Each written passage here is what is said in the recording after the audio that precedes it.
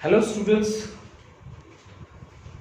good evening all of you and welcome again to our physics class students. I always say कि हम इस तरह की derivations, इस तरह के कॉन्सेप्ट लेके आते हैं जो आपके टिप्स पे हो जाएं।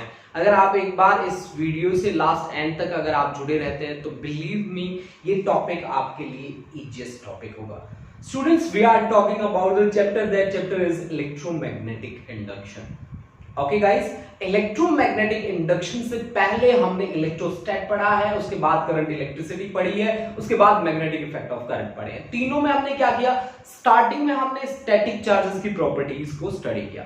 स्टैटिक चार्जेस की क्या क्या प्रॉपर्टी थी? फील्ड था, फ्लक्स थे, उनके साथ कैपेसिटर का कॉन्सेप्ट था, पोटेंशियल का कॉन्सेप्ट था, गॉस लॉ का कॉन्सेप्ट था। ये सारे के सारे स्टैटिक चार्जेस की प्रॉपर्टी के अंडर हमने स्टडी करे। उसके बाद उसके बाद हम आए करंट इलेक्ट्रिसिटी पे, और करंट इलेक्ट्रिसिटी में हमने स्टूडेंट्स चार्जेस का फ्लो देखा। चार्जेस के फ्लो के साथ साथ हमने ड्रिफ्ट वेलोसिटी के कॉन्सेप्ट को स्टडी किया, उसके बाद केवीएल को स्टडी किया, उसके बाद व्हीटस्टोन पोटेंशियोमीटर को स्टडी किया, और उसके जस्ट बाद हम आए और स्टड के एक्सपेरिमेंट पे, जिस एक्सपेरिमेंट ने हमें बताया कि करंट कैरिंग कंडक्टर का क्या होता है? मैग्नेटिक फील्ड होता है जो किसी भी करंट कैरिंग कंडक्टर के चारों तरफ घूमता है।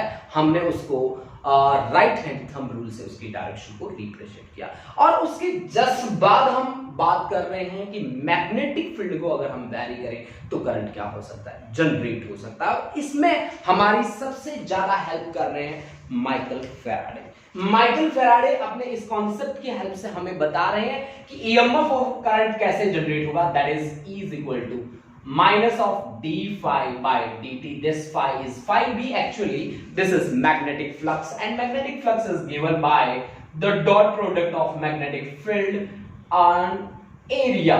Magnetic field और area का dot product, so we can say flux is a scalar quantity, of course scalar quantity.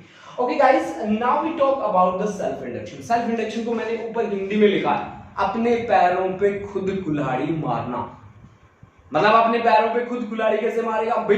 किसी इंसान की ग्रोथ हो रही है, बहुत अच्छी ग्रोथ हो रही है, और वो अपनी ग्रोथ को खुद रोकता है। अब यहां पे ग्रोथ किस चीज की होगी? करंट की ग्रोथ होगी।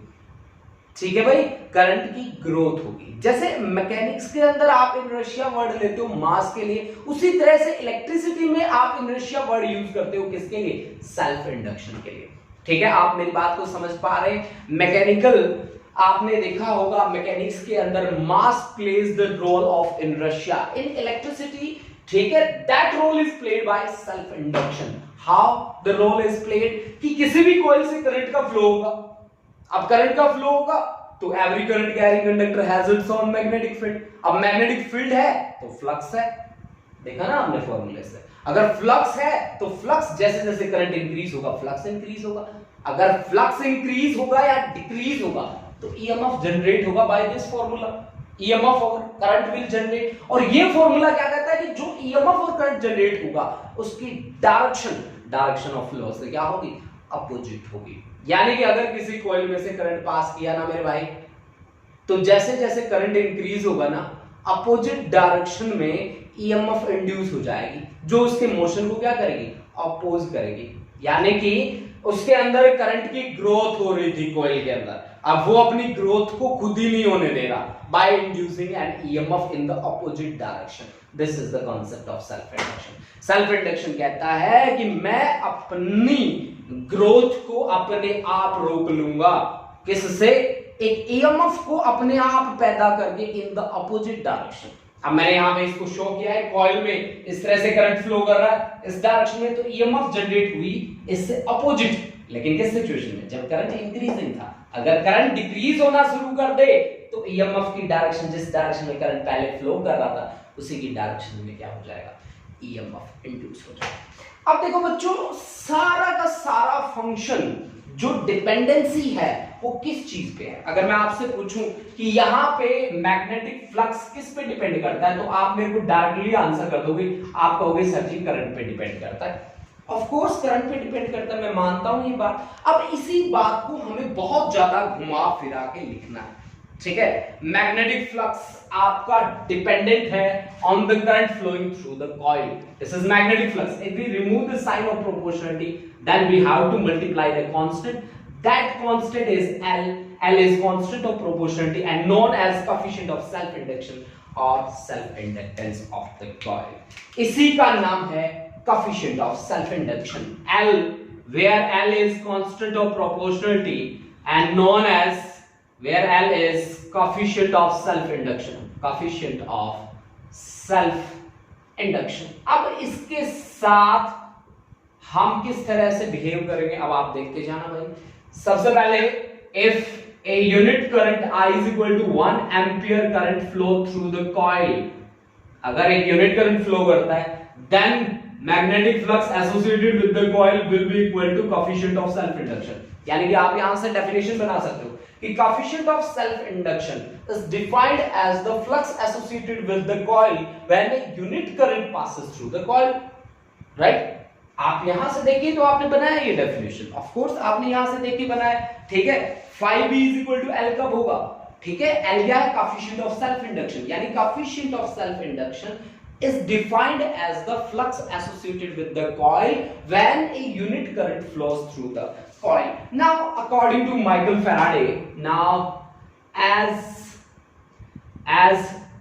EMF is equal to minus of d phi by dt, that flux is magnetic flux. That flux is magnetic flux. Now the flux has the value Li, so E is equal to minus of d by dt of magnetic flux is Li. L is constant, so minus of L di by dt, that is EMF, or the magnitude of that EMF is equal to L di by dt. Here if rate of change of current di by dt is 1 ampere per second, 1 ampere per second, then EMF induced is equal to L. Again दोबारा हम वही बात को define कर सकते हैं कि coefficient of self induction is defined as the magnitude of EMF if rate of change of current is unit. आप मेरी बात को नोट कर लो बच्चों, ऐसे नहीं बोल रहा मैं. ठीक है. If rate of change of current D I by D T is 1, है ना. If rate of change of current, है ना, इज 1, 1 का मतलब यूनिट है, तो आपका ईएमएफ जो इंड्यूस हुआ है उसका मैग्नीट्यूड किसके बराबर है? कोएफिशिएंट ऑफ सेल्फ इंडक्शन के बराबर है. अब देखो बच्चों, यहां से मैं आपको बता दूं कि SI unit of L that is coefficient of self induction is Henry, and same unit is used for mutual induction. No doubt, इसमें कोई डाउट नहीं है. Same unit is used for mutual induction, but before that I have to write the SI dimensional formula and unit. Okay guys, यहां से start करते हैं dimensional formula लिखना. With the help of that, E is equal to L di by dt. मैं इसका क्या dimensional formula लिखूंगा भाई. ठीक है. देखो बच्चों, आपने क्या कहा मेरे को? आपने मेरे को बताया अभी कि E is equal to L di by dt. मेरे को लिखना है dimensional formula. Then L is equal to E into dt divide by di. अब EMF किसकी तरह वर्क करता है? EMF तो पोटेंशियल की तरह वर्क करता है, तो potential into time divide by current. di is current. Potential क्या होता है? पोटेंशियल होता है वर्क अपॉन चार्ज, और टाइम का t लिख लो, करंट का एम्पियर a लिख लो. वर्क होता है भाई force into displacement into time. Charge होता है करंट a, फिर लिख दो a into t into a. t से t कैंसिल. ठीक है भाई.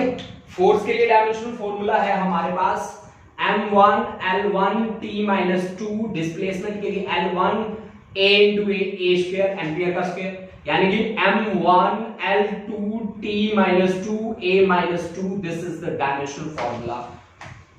m1 l2 t-2 a-2. This is the dimensional formula for क्या? किसके लिए आपने डायमेंशनल फॉर्मूला निकाल दिया भाई? आप देखिए यहां से, थोड़ा ध्यान से देखिए, ये आपको नजर नहीं आ रहा. फोर्स के लिए m1 l1 t-2. डिस्प्लेसमेंट के लिए l, ampere into ampere, ampere का स्क्वायर. तो आपके पास डायमेंशनल फॉर्मूला बनेगा m1. यहां से मैं दोबारा लिख देता हूं. यहां से force m1 l1 t-2, displacement l1, ampere square. तो ये बना m1 L2T-2 A-2 this is the dimensional formula for किसके लिए, किसके लिए, L के लिए। L is coefficient of self induction. बच्चा पार्टी ध्यान रहे यहां पे L इसकी जो यूनिट है वो हेनरी है, दैट यूनिट इज हेनरी, ठीक है। और हेनरी आपके पास किसकी यूनिट बनेगी, एक आपके पास, चलो हम ट्राई करते हैं, इसकी जो SI यूनिट है, SI unit is Henry. Henry scientist थे, उनके नाम पे रखा गया है इनका यूनिट, ठीक है। अब देखो भाई हेनरी यूनिट किसके बराबर होनी चाहिए आपकी, EMF इसकी वोल्ट सेकंड और टाइम की एम्पियर, तो यानी कि वोल्ट सेकंड और पर ampere, volt second per ampere, ठीक है, volt second per ampere.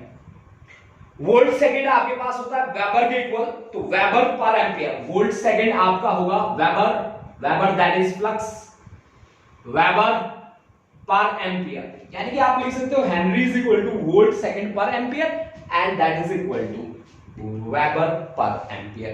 These are the units for किसके लिए, कोएफिशिएंट ऑफ सेल्फ इंडक्शन के लिए। ये आपके पास यूनिट बनती है कोएफिशिएंट ऑफ सेल्फ इंडक्शन के लिए। एक बात आप याद रखिए बच्चों कि यहां पे एक स्ट्रेट कंडक्टर आप नहीं ले सकते। स्ट्रेट कंडक्टर क्यों नहीं ले सकते, क्योंकि इसका एरिया ऑफ क्रॉस सेक्शन क्या बन जाता है, बहुत ही कम हो जाता है। एरिया ऑफ क्रॉस सेक्शन अगर कम हो जाएगा तो उसकी मैग्नेटिक मोमेंट नहीं बनेगी बेटा।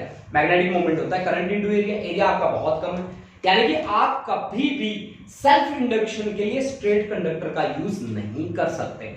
स्ट्रेट कंडक्टर का यूज क्यों नहीं कर सकते, क्योंकि उसका एरिया ऑफ क्रॉस सेक्शन बहुत कम होता है। ये चीजें आप नोट कर लो साथ साथ, ठीक है। स्ट्रेट कंडक्टर सेल्फ इंडक्शन के लिए यूज नहीं कर सकते क्योंकि उसका क्रॉस सेक्शन एरिया बहुत कम होता है as compare to its length. Ideal जो इंडक्टर होगा उसकी हाई वैल्यू रहेगी कोएफिशिएंट ऑफ सेल्फ इंडक्शन की, लेकिन ओहमिक रेजिस्टेंस उसका क्या रहेगा, जीरो रहेगा। ओहमिक रेजिस्टेंस उसका क्या रहेगा, जीरो रहेगा। ओहमिक रेजिस्टेंस उसका जीरो रहेगा और L की वैल्यू उसकी काफी ज्यादा हाई रहेगी।